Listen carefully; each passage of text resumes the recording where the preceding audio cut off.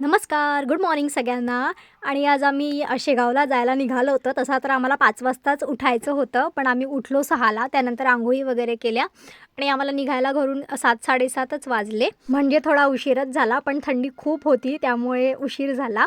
आम्ही आता नागपूरमध्ये आहे, त्यामुळे आम्हाला आता असं वाटलं की चला एकदा शेगावचं दर्शन घेऊन घ्यावं, कारण हैदराबादवरून आम्हाला खूप जास्त वेळ लागतो जायला. आणि जाता जाता जे आहे ते आम्हाला मस्त फ्रुट्सची दुकानं दिसले स्ट्रीटवर, तिथे लागलेले होते रस्त्यावर, आणि तिथनं आम्ही ऑरेंजेस घेतले. आणि जेव्हा त्यांनी आम्हाला खायला जो ऑरेंज दिला टेस्टला, तो खूप गोड ऑरेंज होता. आणि घेतलेले संत्र जेव्हा आम्ही खायला घेतले तेव्हा ते खूप आंबट होते. एक पण त्यातला गोड संत्र नव्हता आणि काहीच चांगले ते संत्र आम्हाला मिळाली नाही. बरं झालं आम्ही जास्त नाही घेतली, आम्ही 2च डझन संत्र घेतले होते.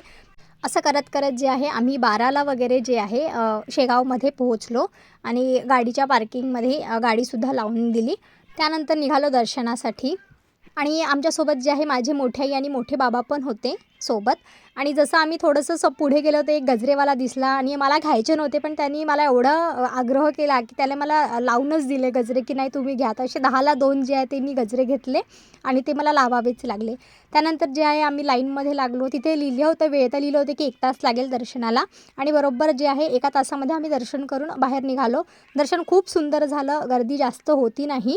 त्यानंतर जे आहे आम्ही प्रसाद वगैरे घेतला. प्रसादाला पण आम्हाला जास्त वेळ लागला नाही. आता नॉर्मली तो जो आहे 20-25 मिनटं तो लागतोच. आणि असं सगळं घेऊन जे आहे आम्ही निघालो. मग शूज वगैरे तिथे रॅक्समध्ये ठेवल्या होत्या, ते वगैरे घातले.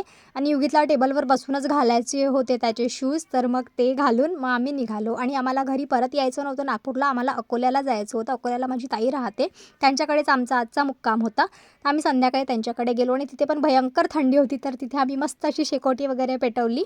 आणि असं वाटत होतं या 2 दिवसातच सगळी थंडी पडली की काय.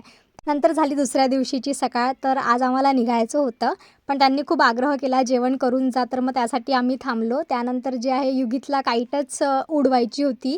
तर माझ्या ताईच्या मुलांनी जे आहे ते काईट आणली, त्याच्यासोबत उडवली. त्याला तर उडवता येत नाही, तर पूर्ण जी काईट आहे ती त्यानेच उडवली.